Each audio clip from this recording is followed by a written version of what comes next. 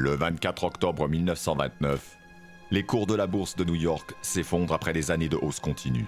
C'est le jeudi noir. L'action concertée des banquiers enraye le krach en fin de séance, mais la chute vertigineuse reprend la semaine suivante. En quelques jours, les gains de l'année sont effacés, l'effondrement ruine des centaines de milliers de ménages et marque le commencement de la Grande Dépression. Depuis le début des années 20, les États-Unis vivaient une ère de prospérité avec des perspectives de croissance et de progrès qui semblaient illimitées. La spéculation bat tous les records et l'achat à crédit des titres favorise l'inflation boursière. Mais au cours de l'été 1929, un ralentissement économique se fait sentir et un plan de relance doit soutenir les agriculteurs. L'effondrement boursier n'est alors qu'un premier pas dans la crise. La ruine des spéculateurs à crédit conduit à une vague de faillites bancaires. Le surendettement des fermiers du Middle West amplifie le cycle des défaillances. La confiance dans le système financier est ébranlée. En 3 ans, les ruées sur les dépôts font disparaître la moitié des banques aux États-Unis. Les mesures protectionnistes étendent la crise à l'Europe. L'Allemagne, sous le poids des dettes et des réparations de guerre, est menacée de faillite par le retrait des crédits américains en juillet 1931. 2 mois plus tard, la Grande-Bretagne plonge à son tour et doit décréter le flottement de la livre sterling. Le crédit se tarit, la production et le commerce international s'effondrent, le chômage explose.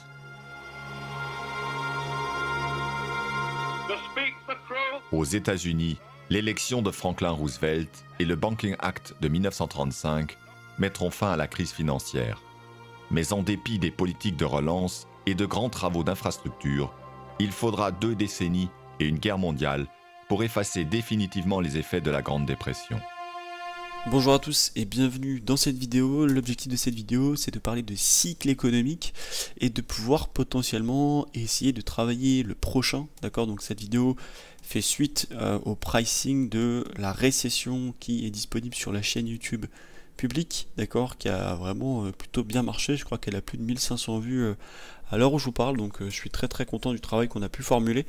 Et là, l'objectif, c'est vraiment de pousser le raisonnement encore plus loin dans l'objectif de comprendre le prochain cycle économique avec des phases d'expansion, les phases de sommet.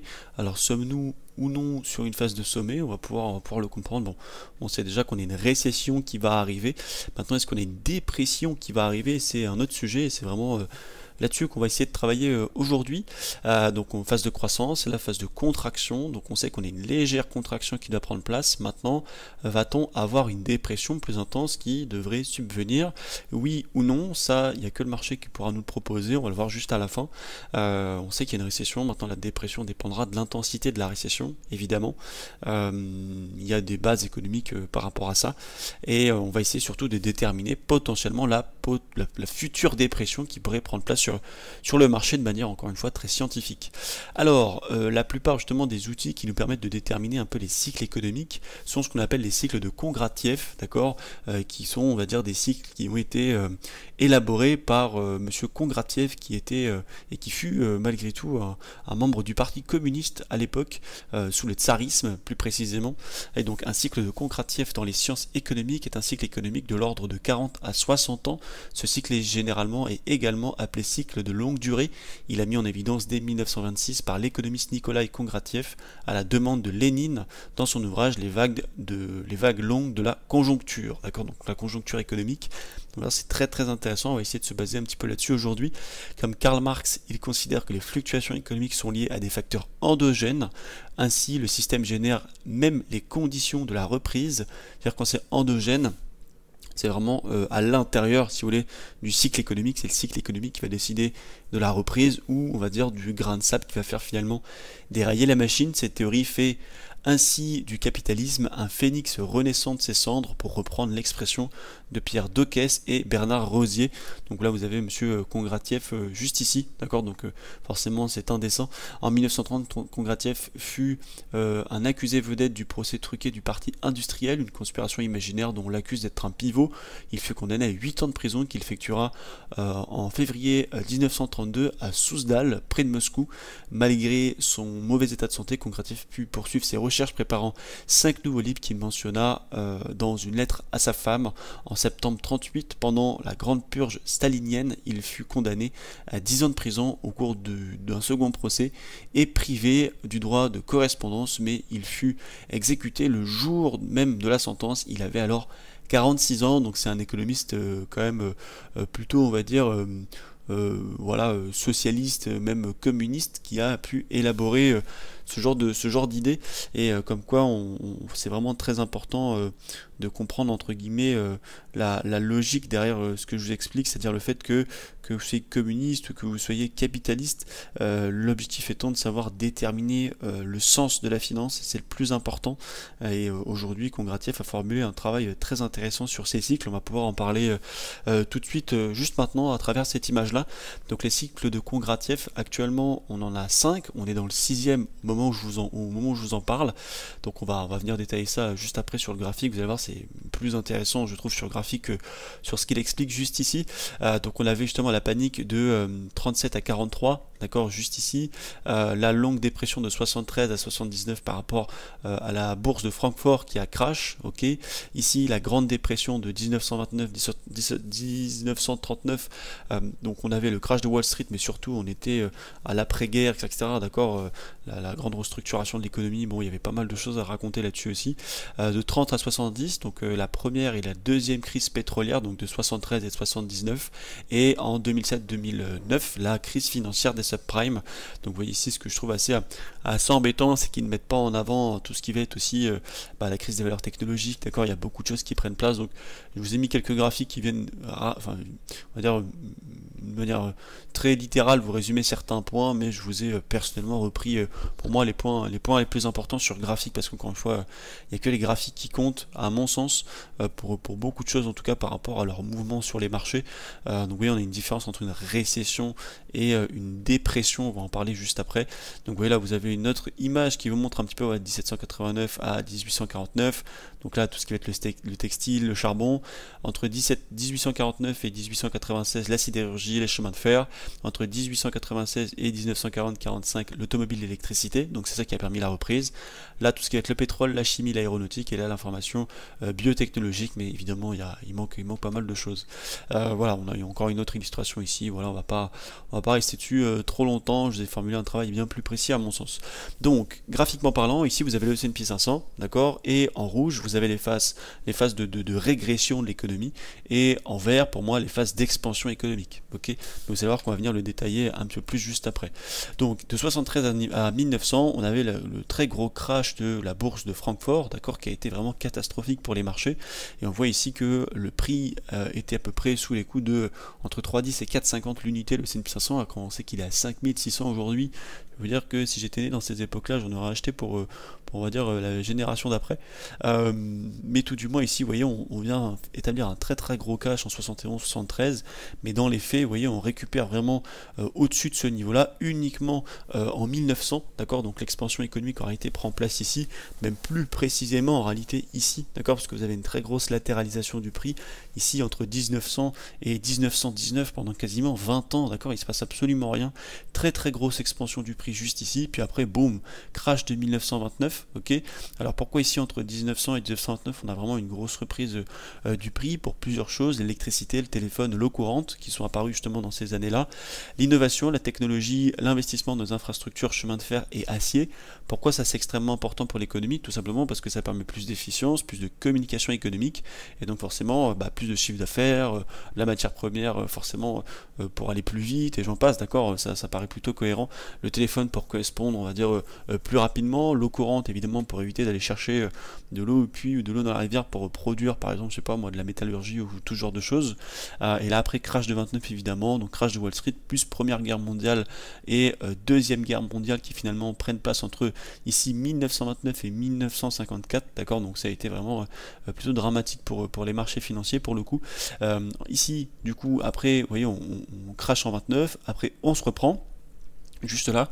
Donc entre 54 et 73, on a tout ce qui est l'énergie nucléaire, l'effort de guerre, la relance de l'industrie et l'innovation électronique et automobile qui prend place. Donc en effet, ici, vous voyez, on passe d'une valorisation qui est à peu près à 30, on passe quasiment à 130, d'accord? Donc c'est absolument énorme, on a une très très grosse évolution du prix là sur le marché. Donc vous voyez, on a une belle reprise économique juste ici. Entre 73 et 1980, ici on a le premier choc pétrolier, on a le deuxième qui intervient juste ici, et surtout cet enfer que peut être la stagflation qui a vraiment plongé l'économie dans quelque chose d'affreux pendant plus de 7 ans, d'accord, ça avait vraiment été très compliqué, et on repart après directement ici derrière. Ici, ce qui a permis du coup la reprise dans les années 1980, c'est la technologie de l'information, les politiques de déréglementation, la baisse des taux d'intérêt évidemment, et surtout toute cette avancée finalement technologique, toutes ces bases finalement qui ont été acquéries en 1900-1929, ici l'énergie nucléaire, l'automobile, la relance de l'industrie, etc., qui prennent place ici de manière très très intense évidemment, et qui permettent vraiment ici au S&P 500 d'exploser finalement en bourse entre 1980 et quasiment les années 2000. Et donc finalement on arrive ici aux années 2000, crise des dot-com plus les subprimes qui viennent très clairement on va dire mettre un très gros genou à terre au S&P 500.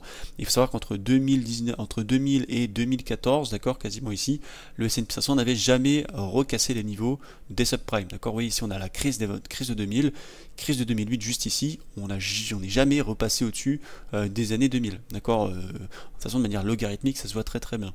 Donc ce qui a permis ici du coup après le stimulus entre guillemets haussier des années qu'on connaît, du coup donc entre 2014 et aujourd'hui 2024, donc 10 ans après, c'est tout ce qui va être le stimuli on va dire monétaire et fiscal évidemment des banques centrales, l'innovation technologique, internet, la biotechnologie, et encore une fois toutes les bases qui ont été acquéries pendant toutes ces années là, qui ont évolué, qui ont on va dire permis une très très grosse innovation, et surtout on va dire une amélioration un petit peu des qualités de production, et j'en passe. Et donc là notre travail aujourd'hui, ce qui va être intéressant, parce que là on a revu un peu la matière historique, va-t-on dire, c'est de pricer quand est-ce qu'on va retrouver on va dire ces périodes là, parce que c'est économique, hein, c'est cyclique dans tous les cas, quand est-ce qu'on va retrouver ces périodes là, à quel moment, et surtout avec quelle probabilité on va pouvoir les pricer. D'accord? Donc, chose très importante avant de parler de tout ça, c'est pourquoi le marché s'étend plus vite et plus haut. Parce que c'est vrai que là, effectivement, il latéralise pendant le moment, puis finalement il repart après, puis après il retrace, mais vous voyez, à chaque fois que le temps avance, finalement on a un marché qui nous crée une occurrence verte toujours de plus en plus conséquente. D'accord? Tout simplement parce que avec le temps, on a une efficience des moyens de production qui permettent forcément de vendre et de proposer des services de manière beaucoup plus conséquente qu'avant. D'accord, on a plus de différents produits, on a différents services qui se mettent en place. Les technologies permettent l'ouverture de nouvelles industries, de nouvelles technologies et donc de nouveaux secteurs. Donc, tout genre de choses, ça permet plus de chiffre d'affaires possible, donc plus de capacité à créer de la valorisation. C'est pour ça que là, le marché, il a explosé, notamment entre 1980 et 2000. D'accord, ça a été très très très intense. Vous avez ici tout ce qui est 30 glorieuses et tout. D'accord, ça a été quand même assez fort toute cette histoire, et forcément plus de démographie aussi, donc plus de consommation, donc plus de chiffre d'affaires, donc plus de valorisation évidemment. Donc c'est pour ça qu'on a une efficience des moyens de production, on a une flexibilité des capitaux, voilà, le monde tourne plus vite et forcément évolue plus vite. Faut pas oublier qu'on est en 2024 et qu'au moment où je vous parle, on était là au moment où je vous parle, il y a 100 ans, c'était l'entre-deux-guerres, d'accord, c'était il y a que un siècle. Un siècle, c'est rien du tout dans le monde et dans les années qu'on est en train de vivre actuellement, d'accord. Donc on a quand même eu, c'est la porte à côté pour être très honnête, et on a quand même connu ici des expansions absolument énormes d'un point de vue technologique. Donc forcément plus de démographie, plus de consommation, s'il y a plus de personnes qui consomment avec des moyens de consommer beaucoup plus rapides, parce que la production est aussi plus rapide, forcément les valorisations s'envolent aussi. Les pays émergents qui eux se développent et consomment plus, d'accord, on peut prendre par exemple aujourd'hui l'exemple de Spotify par exemple, qui reconnaît un plafond démographique dans sa qualité à proposer des abonnements dans les pays développés, qui aujourd'hui va se développer dans les pays comme l'Inde, la Chine ou en règle générale l'Asie, d'accord, pour pouvoir entre guillemets ouvrir ces services à plus ample population, qui aujourd'hui malgré tout ne rattrape pas leur retard sur les pays développés, c'est pas vrai, mais arrive à se développer à la hauteur de consommation comme un abonnement pour écouter de la musique, d'accord. Donc voilà, pourquoi le marché s'étend plus vite et plus haut, c'est une question qui forcément me sera posée, tout simplement parce qu'on a ici, vous voyez, quand on était en 1929, on commençait à avoir vraiment l'électricité. Oula, attendez, il y a une erreur là, non, c'est pas 1929, c'est une erreur, il me semble que c'est une erreur cette histoire. Non, si ça c'est 1929 tout à fait. Non, non, on a l'électricité, effectivement, l'eau courante, etc., qui était désormais beaucoup plus disponible que dans les années avant les 1900, d'accord. Donc là, on est vraiment sur une expansion absolument intense. Et donc nous, aujourd'hui, ce qu'on va essayer de déterminer, c'est la différence entre une récession et une dépression, d'accord. Parce que c'est quand même différent. Là, ce que je vous ai pris en compte, oui, c'est des récessions, mais c'est surtout des très grosses dépressions, d'accord. Là, vous allez voir, par exemple, 2020, que je vous ai pas encadré, mais c'est une récession 2020, d'accord. Là, vous avez, par exemple, 79, ça c'est une récession, alors que 73 c'était une dépression. Pourquoi? Parce qu'on avait de la stagflation, d'accord, et ça reste quand même deux choses totalement différentes. Donc la définition et la durée est totalement différente, d'accord. Sur une récession, on va être sur un ralentissement économique qui va être temporaire, qui va être caractérisé, par une diminution du PIB pendant au moins 2 trimestres consécutifs, d'accord. Donc pendant 6 mois, si vous avez un PIB qui fait moins 1% et moins 1%, on considère qu'il y a une récession et donc un recul de l'économie qui prend place. Alors que la durée d'une dépression est beaucoup plus conséquente, ça dure plusieurs années, d'accord. Donc une durée de récession est généralement courte, souvent entre 6 mois et 2 ans. Les récessions sont des événements cycliques normaux dans l'économie qui se produisent en raison de divers facteurs tels que des baisses de la demande de consommateurs, des hausses de taux d'intérêt et ou des chocs externes, d'accord. Voilà, donc ça c'est pour la récession, c'est plutôt facile à comprendre. Alors que la dépression c'est beaucoup plus intense, c'est beaucoup plus vicieux, c'est beaucoup plus incisif, d'accord. Une dépression ou une récession économique prolongée et sévère qui dure plusieurs années, d'accord. Contrairement à une récession, une dépression est caractérisée par une chute significative et durable de l'activité économique. Les dépressions entraînent généralement une baisse de plus de 10% du PIB et peuvent durer plusieurs années, voire une décennie, d'accord. Donc quand on dit 10% du PIB, c'est pas en un an, d'accord, c'est en plusieurs années. Donc ça c'est très important à comprendre. En 29 ça a été le cas, en 73 c'était le cas, en 1873 c'était le cas, en 1973, donc 100 ans après c'était le cas aussi, et pendant les années 2000 hein, ça a été catastrophique aussi. L'impact sur l'économie désormais, donc une récession impacte principalement certains secteurs de l'économie, entraînant des licenciements temporaires et une baisse de la production. Les taux de chômage augmentent mais restent modérés par rapport à une dépression. L'économie peut également se redresser plus rapidement grâce à des politiques monétaires et fiscales adaptées, alors qu'une dépression ça a un impact généralisé sur presque tous les secteurs de l'économie, donc provoque des taux de chômage extrêmement élevés, souvent à 2 chiffres, et une baisse significative de la consommation. Les faillites d'entreprises et les crises bancaires sont courantes, ce qui prolonge la durée de la dépression. La reprise est lente et nécessite des interventions économiques importantes et soutenues. Voilà, donc ici ce qui est très important à comprendre, c'est que dans cette vidéo, c'est, on va dire, plutôt un discours philosophique et une idée, un essai, comme on pourrait appeler ça, d'une possible, on va dire, anticipation de ce qui peut arriver plus tard.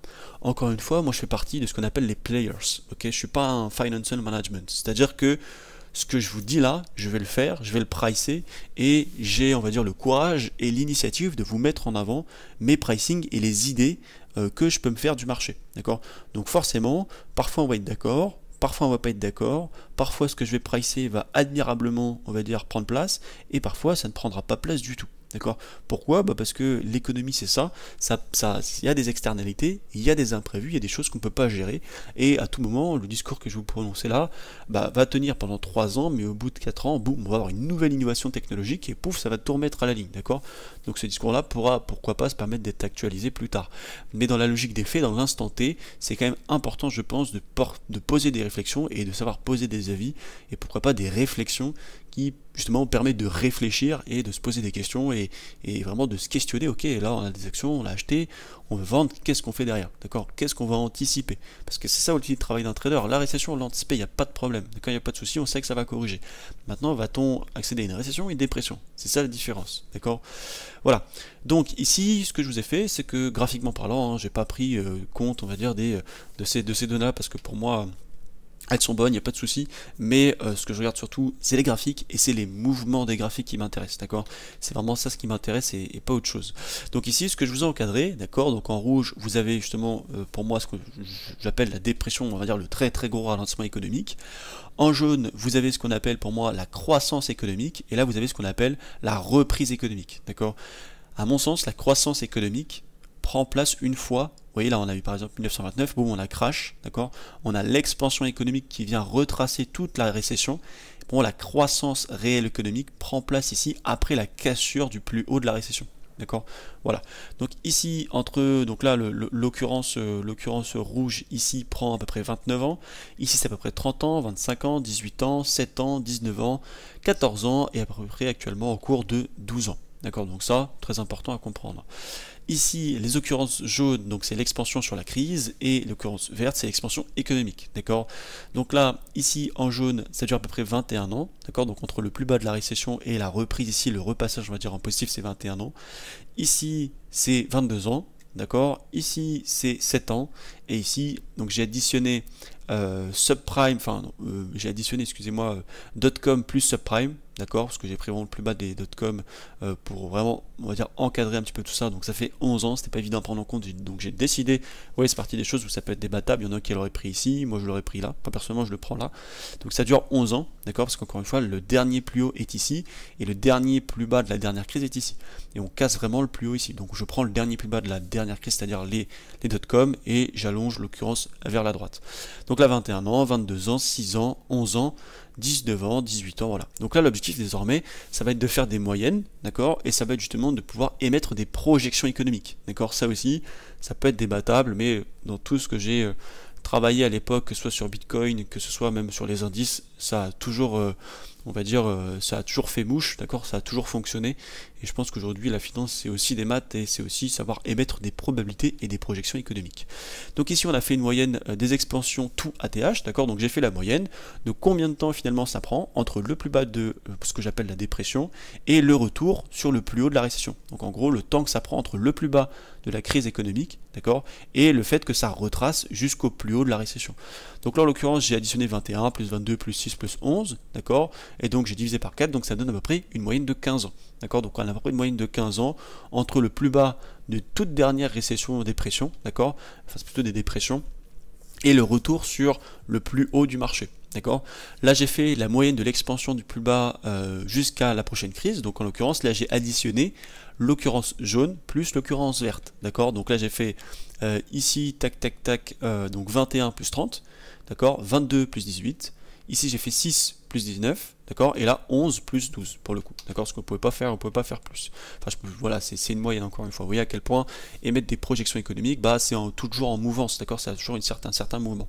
Donc là, notre objectif, c'est de déterminer, si vous voulez, la moyenne de l'addition entre le jaune et le vert, d'accord, donc vraiment ce genre d'occurrence, ce genre d'occurrence, ce genre d'occurrence en éloignant tout ce qui va être les récessions.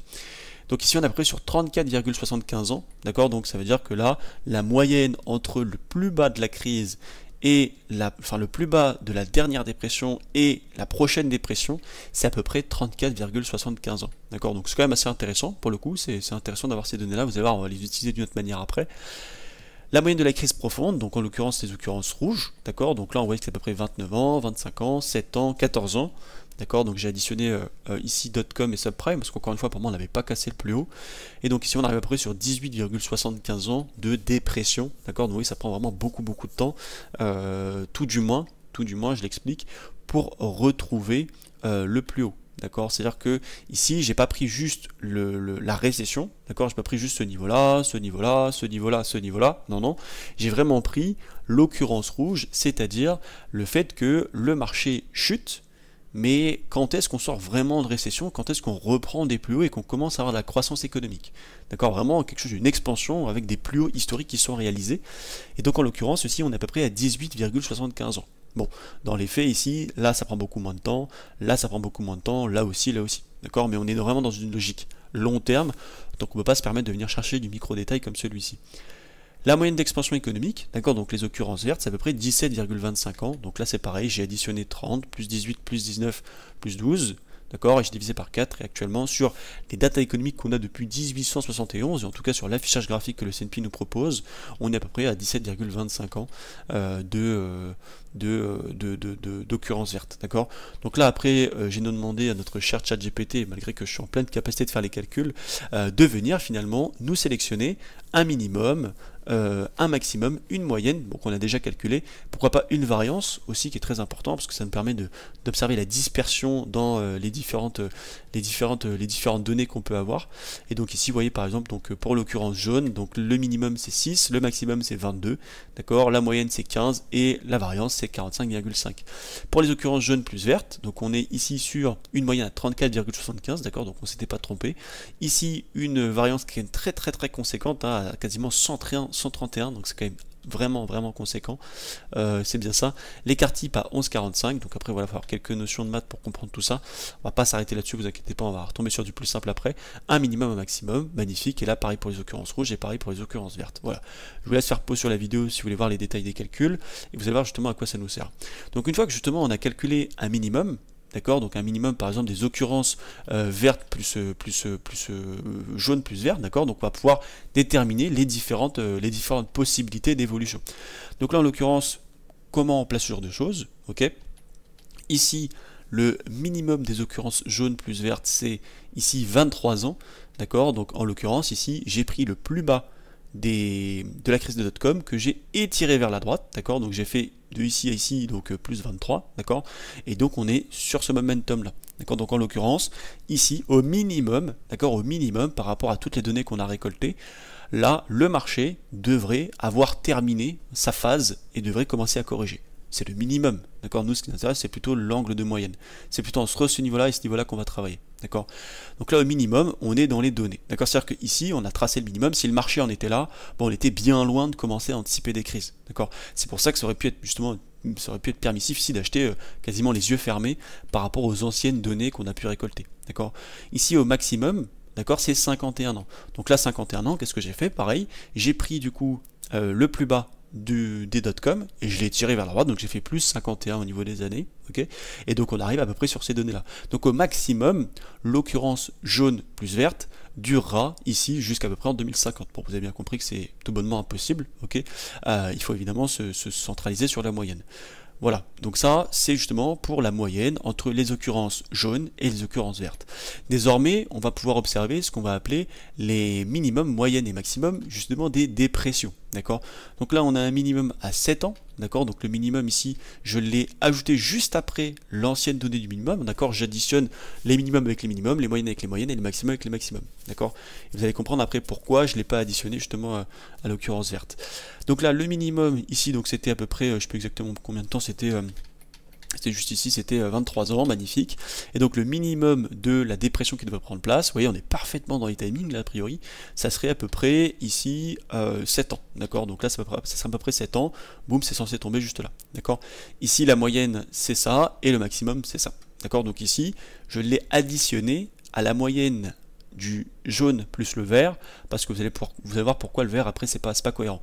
J'ai pas pris le vert pour la raison, vous voyez, j'ai additionné, enfin j'ai ajouté entre guillemets la moyenne de la récession après ça plus ça, plutôt qu'après uniquement ça, parce que à mon sens, cette expansion économique n'est pas comparable à celle-ci, et celle-là n'est même pas comparable à celle-là. Pourquoi? Parce qu'on a une nouvelle technologie, on a une efficience de technologie, et je trouve ça, on va dire, plus raisonnable en termes de moyenne d'ajouter, on va dire, la possible dépression en termes de temps, en prenant en compte justement ces deux occurrences. Parce que pour moi, on a des moyennes qui sont beaucoup plus stables et beaucoup plus viables, surtout.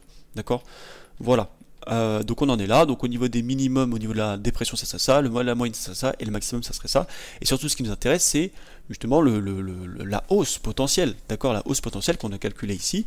Donc l'occurrence verte. D'accord? Donc on aura un minimum à 12 ans, un maximum à 20 ans et une moyenne à 17,25 ans. Donc pareil, hein, je vous les ai mis ici par rapport à la dernière occurrence jaune. Et en l'occurrence, l'occurrence jaune s'est terminée ici. Pourquoi? Parce qu'on a cassé le dernier ATH, comme expliqué au début de la vidéo. Ici, donc le minimum, c'est à peu près là. Donc on est en plein dans le timing. La moyenne, ça serait à peu près ici. Donc vous voyez, entre ce niveau-là et ce niveau-là, bah, ça va être un niveau de très gros intérêt. Et le maximum est ici. D'accord? Donc vous voyez, c'est comme ça en fait qu'on fait des projections économiques par rapport aux anciennes datas, finalement. Donc maintenant, donc, on travaille là-dedans. D'accord? Donc on aurait possiblement cet angle, on va dire, de projection.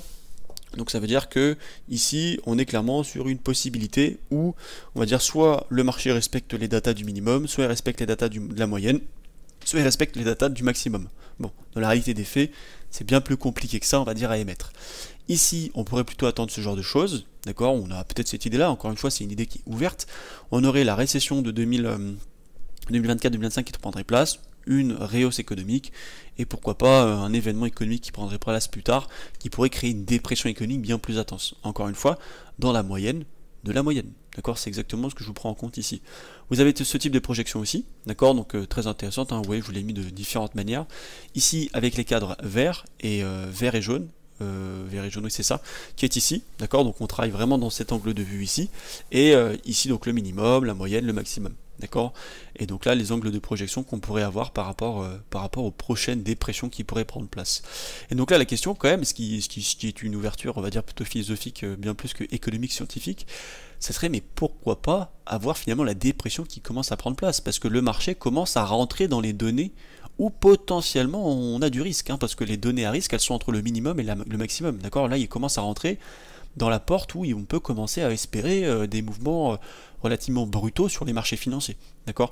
Encore une fois, en toute logique et en toute neutralité personnelle, d'accord, vis-à-vis des données économiques qu'on a récoltées. On ne peut pas tricher, on a un raisonnement et une approche scientifique et mathématique, pour le coup. D'accord.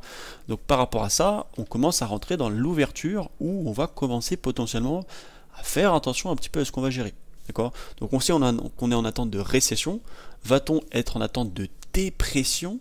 Ça, c'est une autre histoire. Parce que vous allez le voir après, on a des grains de sable qui pourraient faire dérailler la machine d'une manière quand même assez brutale. Voilà, donc ça c'est très intéressant, d'accord, c'est une ouverture, j'espère que ce genre de travail vous plaît. On avait fait la même chose pour le pricing de la récession, hein, minimum, maximum, etc. Et ça se respecte parfaitement au moment où je vous parle, c'est chirurgical, hein, franchement c'est millimétré. On est dans les timings quasiment à 30 jours près, on est dedans. Et donc voilà, ça c'est les différentes projections qu'on pourrait émettre. Et donc on pourrait avoir plutôt une moyenne qui se situerait ici, ou vraiment ce genre de choses avec une moyenne qui viendrait chercher là. Et ce qui est très intéressant ici, c'est vraiment d'émettre une projection, d'accord, on sait où on travaille. C'est-à-dire que vous voyez les S&P taper des plus hauts, des plus hauts, des plus hauts, des plus hauts, parce que souvent ce sont des questions qui me sont posées, on me demande, oui Joseph, tu sais que ça fait des plus hauts, mais quand est-ce que tu sais que ça s'arrête? Bah en fait, on fait de la finance, hein, on fait des mathématiques, et on commence à poser le cerveau sur la table, et on lui demande de travailler, et bah voilà, là je lui ai demandé de travailler, et c'est exactement ce qui se passe. Voilà, donc encore une fois, je répète, hein, ici je pars du principe que pour l'expansion économique s'établit après le repricing, donc le fait qu'on ait retracé toutes les grosses chutes de marché, d'accord, et que pour moi ça c'est juste de la relance économique, d'accord. Voici pour ça. Maintenant, la question c'est quel grain de sable finalement pourrait venir faire dérailler la machine. Moi j'en vois trois principaux, pour être honnête. Le premier, ça serait des conflits généralisés, un embrasement globalisé entre l'Ukraine, la Russie, l'Israël, la Palestine, et pourquoi pas d'autres pays. D'accord, hein, si on a un échauffement beaucoup trop intense, par exemple, entre les États-Unis et la Chine par rapport à leur guerre commerciale quand même assez sanglante, bon, je pense que ça n'arrivera jamais parce qu'ils comprennent, je pense qu'ils sont en parfaite compréhension justement des risques auxquels ils vont pouvoir s'associer si jamais ils provoquent ce genre de conflit. Donc bon, je pense que ça n'arrivera pas, mais encore une fois, on sait quand une guerre commence, on ne sait pas quand elle termine, et oui, l'Ukraine, la Russie, ça 2022 hein, quand même, donc ça fait plus de 2 ans, et ça s'arrête pas, il y a encore beaucoup de morts sur le front, il y a encore beaucoup de conflits, c'est difficile à apaiser, donc c'est vraiment pas évident. Israël, Palestine aussi, ça commence à s'embraser de plus en plus. On a les États-Unis qui soutiennent pleinement Israël, la Chine qui soutient pleinement aussi les pays du Moyen-Orient. Donc vous voyez, on est sur une guerre indirecte pour le coup. Donc ça, voilà, c'est en suspens, c'est indéfinissable, c'est impossible à anticiper ou à pricer. Deuxième point, la crise mondiale des dettes étatiques, et ça on va en parler juste après, beaucoup plus en détail, et pourquoi pas un crash boursier, des pertes non réalisées des banques américaines, qu'on va voir aussi juste après. Donc voilà, c'est ça, on ne sait jamais quand une guerre démarre, mais alors on sait, pardon, excusez-moi, quand une guerre démarre, mais on ne sait jamais quand elle se termine, et là pour le coup, c'est vrai que ça pourrait apporter beaucoup de surprises, et beaucoup de ce qu'on appelle de black swan dans l'économie, donc forcément ça c'est indéfinissable, c'est impriçable, c'est inanticipable, c'est impossible. Par contre, on a des choses bien plus faciles à anticiper, c'est tout ce qui va être la dette, d'accord, un déficit qui crève le plafond. J'ai beaucoup aimé cette illustration que je trouve vraiment sympathique de Bennett d'ailleurs, qui est un dessinateur quand même plutôt réputé aux États-Unis.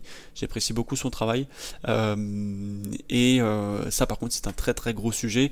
On est actuellement sur des dettes aux États-Unis, c'est 122% du PIB, au Japon c'est 263% du PIB, en France 110% du PIB, en Italie 137% du PIB, d'accord, c'est vraiment énorme, c'est très très conséquent, et vous allez voir que en soi avoir de la dette c'est pas forcément grave, mais ça peut poser beaucoup de soucis, ne vous inquiétez pas, on va tout détailler. Le FMI s'alarme sur la dette publique des pays européens. Si la France continue sur sa trajectoire, sa dette atteindra 115,2% du PIB en 2029, d'accord, c'est vraiment très conséquent, alors qu'on serait plutôt dans une logique justement où on est censé ralentir justement la dette, on est censé ralentir les dépenses, on est censé se calmer un petit peu justement sur tout ce qui peut être fait, sur tout ce qui peut être manié économiquement parlant. D'accord, mais c'est vrai que c'est beaucoup plus difficile à faire qu'autre chose pour le coup, et on va voir justement le souci que ça peut poser à très long terme cette histoire. Donc il y a une question qui souvent est en suspens, c'est est-ce que c'est mauvais signe d'avoir de la dette? Pas du tout, mais il faut simplement que la croissance du pays en question, entre guillemets, elle réunisse 2 points. D'accord. Donc le premier, c'est qu'elle doit être supérieure, c'est-à-dire qu'elle doit être à la hauteur des échéances de remboursement de la dette, tout simplement. Elle doit être supérieure aussi justement à la charge des intérêts de la dette sur les échéances de remboursement, parce que ça aussi c'est très important. Et surtout, éventuellement, elle doit être supérieure aux 2 premiers points pour créer ce qu'on appelle entre guillemets un peu de bénéfice net utile pour investir par la suite. D'accord. Donc le fait d'avoir la dette, c'est pas forcément grave, parce que si on a une lecture quand même plutôt précise, les pays riches ont nécessairement de la dette, d'accord. Si vous êtes un pays riche et que vous avez de la dette, c'est positif, ok, c'est une bonne chose pour le coup. Avoir de la dette, c'est vraiment une bonne chose, c'est-à-dire que vous investissez beaucoup, vous avez un système social, voilà, les pays riches ont tous de la dette, et c'est parce que c'est des pays riches qu'ils ont de la dette, d'accord. C'est parce qu'ils ont de la dette surtout que c'est des pays riches. Maintenant, il y a une gestion de la dette quand même qui est très important à avoir. Par exemple, vous ici, la Russie, voilà, 14,90% de dette, d'accord, c'est pas un pays riche, c'est un pays en développement, la Russie. Mexique, pareil, 49,40% de dette, d'accord, c'est rien du tout. Pourquoi? Parce que c'est pas des pays riches et qu'ils n'ont pas la même possibilité de scale leur dette. Ok, donc ça va être très important à observer.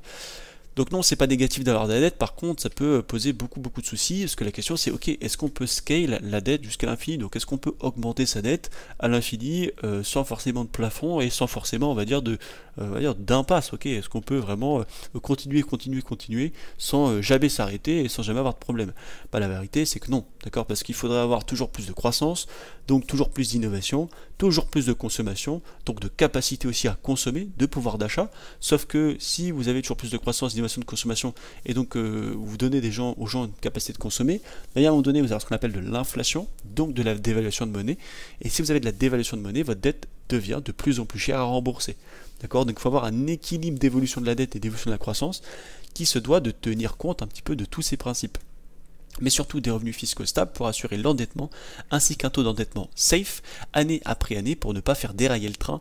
Mais ce n'est pas si simple que cela en effet. Ici, vous devez avoir des revenus fiscaux stables, une innovation, une croissance stable, une consommation stable, pour justement avoir des revenus qui vous permettent de venir stabiliser, tout du moins de venir rembourser par exemple vos 10% d'endettement par an, mais on sait très bien que l'économie est parfaitement imparfaite et que ce genre de choses n'existe que dans des livres, on va dire, de comptes économiques, d'accord, ça n'existe pas. Et justement c'est beaucoup plus difficile que ça, dans le sens où cette phrase-là, donc de capacité à consommer au niveau du pouvoir d'achat, c'est très important. Le concept de scaler ou d'augmenter la dette à l'infini, en prenant l'exemple des États-Unis, soulève plusieurs questions économiques et financières importantes. Bien que certains pays comme les États-Unis aient pu accumuler des niveaux de dette très élevés sans rencontrer de problèmes immédiats, il y a des limites à cette accumulation. Voici une analyse détaillée des raisons pour lesquelles la dette ne peut pas être augmentée à l'infini et des facteurs qui influencent la viabilité de la dette publique. Donc dans un premier temps, la confiance des investisseurs et des marchés. Pour le coup, les États-Unis ont le plus gros taux de confiance au marché de la planète. D'accord, donc ça c'est vraiment, je pense, le cadet de leurs soucis, pour être honnête. Et donc on peut dire que la confiance des investisseurs, donc les États-Unis bénéficient d'une confiance élevée de la part des investisseurs mondiaux, ce qui leur permet d'emprunter à des taux d'intérêt relativement bas. Cette confiance est en grande partie due à la taille de l'économie américaine, à la stabilité politique et au statut du dollar américain comme principale monnaie de réserve mondiale. D'accord, tout le pétrole est quasiment libellé sur le dollar, tout l'or est quasiment libellé sur le dollar. Voilà, c'est quand même très important. La plupart des big heads que vous pouvez connaître se trouvent aux États-Unis, Elon Musk, enfin bref, tout genre de personnes qui créent de la valeur finalement et qui permettent, on va dire, la bonne conservation de la valeur et la bonne évolution de votre patrimoine, se situe là-bas. Limite de la confiance, si les investisseurs commencent à douter de la capacité des États-Unis à gérer leurs dettes ou honorer leurs engagements, ils pourraient exiger des taux d'intérêt plus élevés pour compenser le risque accru. Une perte de confiance significative pourrait entraîner une fuite des capitaux, une dévaluation de la monnaie et une augmentation des coûts de financement, parce que oui, si vous provoquez une fuite des capitaux, vous vendez du dollar au profit de notre monnaie, donc vous faites perdre de la valeur au dollar, ce qui évidemment n'est pas une très bonne chose. La charge du service de la dette, les coûts d'intérêt, à mesure que la dette augmente, les paiements d'intérêt deviennent une part de plus en plus importante du budget national. Si ces paiements deviennent trop lourds, ils peuvent limiter la capacité du gouvernement à financer d'autres priorités, comme les infrastructures, la santé, l'éducation. À l'heure actuelle, en France, les intérêts de la dette sont une très grosse part du remboursement et du budget français. Taux d'intérêt, les taux d'intérêt sur la dette publique ont un impact direct sur la marge du service de la dette. Une hausse des taux d'intérêt combinée à un niveau élevé de dette élevé peut entraîner une augmentation rapide et insoutenable des paiements d'intérêt. Ouais, ça commence à ne plus être possible de payer, ça coûte trop cher, les intérêts de la dette coûtent trop cher. Inflation et politique monétaire, impression de monnaie. Un pays qui contrôle sa propre monnaie, comme les États-Unis avec le dollar, a théoriquement la capacité d'imprimer de la monnaie pour rembourser sa dette. Cependant, une utilisation excessive de cette méthode peut conduire à une inflation galopante, comme on a connu, voire hyperinflation, ce qui érode la valeur de la monnaie et nuit à l'économie, parce qu'encore une fois, si vous érodez le pouvoir de la monnaie, ça coûte plus cher de rembourser la dette qui a été émise il y a longtemps. D'accord? Donc forcément, vous allez devoir financer avec plus de dollars la dette qui a été contractée au moment où il n'y a pas d'inflation. Stabilité économique, la politique monétaire expansionniste visant à financer la dette pour stimuler l'économie à court terme, mais à long terme, elle peut généralement créer des déséquilibres économiques, augmenter la pression inflationniste et créer des bulles d'actifs. Il faut savoir que c'est pas tout, il y a encore d'autres conséquences. Limites structurelles et institutionnelles, cadre légal et politique. Donc voilà, on peut pas, on va dire, pousser sa dette à l'infini. Dans de nombreux pays, y compris les États-Unis, il existe des limites légales à l'endettement, comme le plafond de la dette. Ces limites nécessitent souvent des négociations politiques pour être augmentées, ce qui peut créer de l'incertitude et des tensions politiques. En effet, on a fait avoir ce qu'on appelle des blackouts de l'administration, on va dire, américaine, l'année dernière, c'était en juin 2022 pour le coup, et ça avait été vraiment catastrophique pour le coup. Non, juin 2022 ou 2023, si je dis pas de bêtises, ça a vraiment été catastrophique cette histoire. À deux reprises, les démocrates et les républicains ont pu, on va dire, faire des concessions sur leur plan politique et revenir un petit peu sur leurs différentes décisions, mais c'est vrai que ça avait été très tendu, même au sein, on va dire, de l'administration. Voilà, ça avait été quand même une sacrée histoire tout ça, et donc forcément c'était à garder à l'œil de très très près. Conséquences pour les générations futures, oui, il faut y penser aussi. Fardeau intergénérationnel, une dette excessive reporte la charge de remboursement sur les générations futures qui pourraient être confrontées à une fiscalité accrue ou à des réductions de dépenses publiques pour gérer cette dette. Investissement et croissance, une dette élevée peut limiter la capacité d'un pays à investir dans son avenir, éducation, recherche, infrastructure, ce qui pourrait freiner la croissance économique à long terme. D'accord? Donc oui, c'est vraiment plus compliqué que ça, et je pense que les dettes actuellement, elles sont tellement élevées qu'il y a bien un moment donné où il va y avoir ce qu'on appelle des politiques en principe des politiques d'austérité qui devraient mettre en place, mais je pense des politiques d'austérité jamais vues auparavant. Et là, je vous ai pris l'exemple de la France parce qu'on a quelques chiffres très intéressants. Les ressources fiscales de notre pays, le plus imposé du monde, sont 288 milliards d'euros, tandis que les dépenses se montent à 459 milliards. Je ne sais pas si vous vous rendez compte, c'est absolument énorme. C'est-à-dire que, en fait, si vous êtes une entreprise, vous avez par exemple 288 euros de chiffre d'affaires par mois, mais vous en dépensez 459, donc vous êtes déficitaire et vous risquez de tomber dans ce qu'on appelle une trappe à dette, c'est-à-dire que là il n'y a pas assez de sous pour rembourser, pour soutenir les dépenses, d'accord. Les recettes couvrent seulement 60% des dépenses, il faut donc se financer sur les marchés financiers, soit 171 milliards, et ces milliards viendront s'ajouter à la dette existante, c'est-à-dire que là vous voyez, on va rajouter de la dette à la dette qui est déjà présente ici. Alors je sais pas si chez la France, voilà, juste ici, donc ça va augmenter évidemment, ça va bien augmenter. Mais ce n'est pas tout, à ces 171 milliards viendront s'ajouter aussi les obligations émises il y a quelques années qui arrivent à échéance en 2024, soit environ 70 milliards d'euros. D'accord, donc on va additionner tout ça, on est quasiment à 270 milliards. Nous sommes déjà à 241 milliards auxquels il faut ajouter enfin la charge d'intérêt. Vous voyez, on était à moins, mais finalement on est à plus. La charge d'intérêt, puisque les taux d'intérêt sont plus élevés aujourd'hui qu'il y a 7 ans, soit une trentaine de milliards d'euros, soit 270 milliards, et le problème c'est que la France n'a pas la croissance nécessaire, ou n'a pas entre guillemets à l'avenir une croissance fabuleuse pour convenir à tout ça. C'est pour ça qu'elle est obligée de se financer sur les marchés financiers. Bref, il semble que le Trésor français va devoir lever dans les 12 mois qui viennent près de 300 milliards d'euros, je suis désolé il manque un S, sur les marchés financiers, soit environ 10% du PIB et 20% du PIB du secteur privé, le seul qui peut rembourser la dette. C'est énormissime, et ça peut très rapidement, très rapidement augmenter dans les faits. Ça peut être bien plus brutal que ça. Et il y a aussi quelque chose à prendre en compte, c'est que comment on rembourse de la dette, d'accord? Comment on rembourse tout ça? Comment on peut scale de la dette?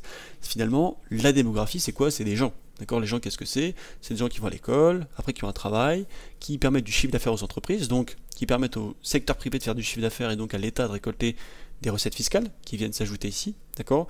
Mais la démographie, c'est aussi des gens qui vont payer des impôts sur le revenu, etc. D'accord? Mais ce qui est important de comprendre ici, c'est que la démographie, en fait, on est sur un possible plafond de verre démographique à long terme. D'accord? Parce que vous voyez, on a à peu près 7-8 milliards actuellement sur la planète, on ne pourra pas aller bien loin, pour être honnête, hein. Je pense qu'à 10 milliards, on va commencer à se poser des questions, parce que il y aura plus assez de matières premières pour tout le monde, ce sera littéralement catastrophique. Et là, vous avez de sources sûres une projection démographique à long terme, d'accord? On voit que la démographie devrait se stabiliser ici à peu près jusqu'à 2040, d'accord? Mais en 2060, on devrait commencer à avoir une désinflation, on va dire, démographique année après année. Donc là, vous avez la projection des naissances entre 2024 et 2100, pour être honnête. Bon, ça fait un peu lointain hein, pour se projeter, hein, c'est un peu compliqué. Et donc là, vous voyez, on a plus de naissances tous les ans que de morts, donc ça c'est plutôt une bonne nouvelle. Ça veut dire que sur le marché du travail, plus tard, quand ces enfants auront fini l'école primaire, qu'ils auront eu leur bac, qu'ils auront terminé leur école supérieure, ils vont commencer à travailler, faire des chiffres d'affaires pour les entreprises et forcément rembourser toutes ces dettes. Donc c'est là où on parle de fardeau intergénérationnel. Et ça remonte à longtemps. Enfin ça remonte, ça va justement, ça se projette à de nombreuses années plus tard, d'accord, vraiment à 20-30 ans. Ici on a justement les naissances par an, d'accord, donc par rapport aux régions, donc là c'est une donnée sympathique à observer. Ici, vous avez l'Asie, évidemment, qui fait partie du plus grand nombre de naissances, mais aussi qui fait partie du plus grand nombre de décès, évidemment par proportionnalité, d'accord. Ici, après, on a l'Afrique, évidemment, l'Europe, qui est le troisième, l'Amérique du Nord, et ici, tout ce qui va être l'Amérique du Sud latine, et ici l'Océanie, d'accord. Donc c'est par rapport au continent, c'est très intéressant. Et là, la projection en morts par an, donc on voit que l'Asie tient sa première place, ici l'Afrique, l'Océanie, malgré tout, qui prend la troisième place, et finalement l'Europe, on fait partie justement des projections de morts par an qui sont les moins conséquentes. Là, ceux qui sont troisième, ici c'est l'Océanie, alors que là, ils sont quasiment derniers hein, sur la projection de naissance, donc c'est très intéressant. Et donc là, la question c'est, ok, est-ce qu'on est vraiment sur une impasse inévitable, d'accord? Est-ce que c'est vraiment inévitable? L'ouverture elle est là, c'est une ouverture plutôt philosophique, à mon sens c'est des politiques d'austérité, elles devraient réorienter les investissements dans l'effort de remboursement de la dette, d'accord, donc plus les intérêts, pour repartir sur des bases solides à long terme qui elles ne disparaîtront pas, d'accord. L'IA va pas s'évaporer du jour au lendemain. Je pense que ce qui serait intéressant c'est d'émettre des corrections de dette, d'accord, vraiment d'émettre des bonnes corrections de dette, par exemple des États-Unis, les faire passer à 90% du PIB, et dans tous les cas de relancer de la croissance positive sans forcément de l'endettement derrière. Ça permettrait vraiment de récolter beaucoup de revenus fiscaux, etc. D'accord, ça pourrait être intéressant. Dans l'idée de repartir sur une croissance via l'endettement qui serait saine, l'idée est de diminuer l'endettement sans trop affecter la croissance, mais encore une fois, beaucoup d'externalités et d'imprévus sont bien plus difficiles que ça à manier, et j'ai parfaitement conscience en tant que financier, la réflexion est beaucoup plus compliquée qu'une simple slide avec écrit ouverture tout en haut. Et un autre point qui pourrait vraiment venir fracasser les marchés, ça serait, on va dire, la réalisation des pertes non réalisées sur les marchés financiers. Donc ça c'est ce qu'on appelle des positions en drawdown. Actuellement on a plus de 675 milliards en tout cas en 2023, en 2024 on a un peu moins, on a à peu près entre 450 et 525 milliards de dollars de pertes non réalisées sur les marchés financiers, ce qui est énorme. Ça s'est jamais fait en 2020, ça s'est même jamais fait en 2008 pour être honnête, mais là c'est très conséquent. Donc ça évidemment ça pourrait provoquer pour les banques de l'érosion de capital, de la réduction de profitabilité, de l'impact sur la stabilité financière, de la réduction de liquidité, des répercussions sur les marchés financiers, et évidemment donc les pertes non réalisées sur les marchés financiers représentent un risque potentiel important pour les banques américaines, surtout en période de volatilité accrue. Bien qu'elles ne se matérialisent pas immédiatement, elles peuvent affaiblir les bilans de banques, réduire leur capacité à prêter, affecter leur profitabilité et dans les cas extrêmes menacer la stabilité globale. Les régulateurs et les banques centrales surveillent attentivement ces dynamiques pour prévenir une éventuelle crise bancaire.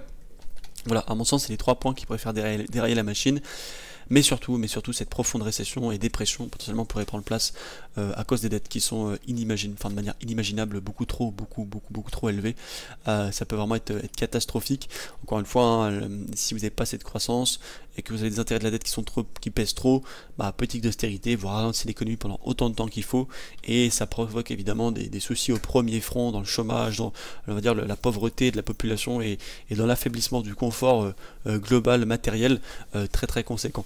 Voilà, donc ça c'est pour les 3 premiers points. Pour résumer, voilà, on a eu 3 premiers points, on a vu un petit peu des projections à long terme qu'on pourrait émettre par rapport justement à différentes datas qu'on a récoltées sur le S&P 500, d'accord, avec le fait que là, ça y est, on commence à rentrer dans la porte d'ouverture potentielle d'un gros retracement des marchés, encore une fois, c'est l'idée qui suit un petit peu tous les marchés, enfin, toute la vidéo que je vous ai mise sur la récession ou la dépression. Va-t-on voir, ce qu'on parle de récession pour le moment, mais va-t-on subir une dépression?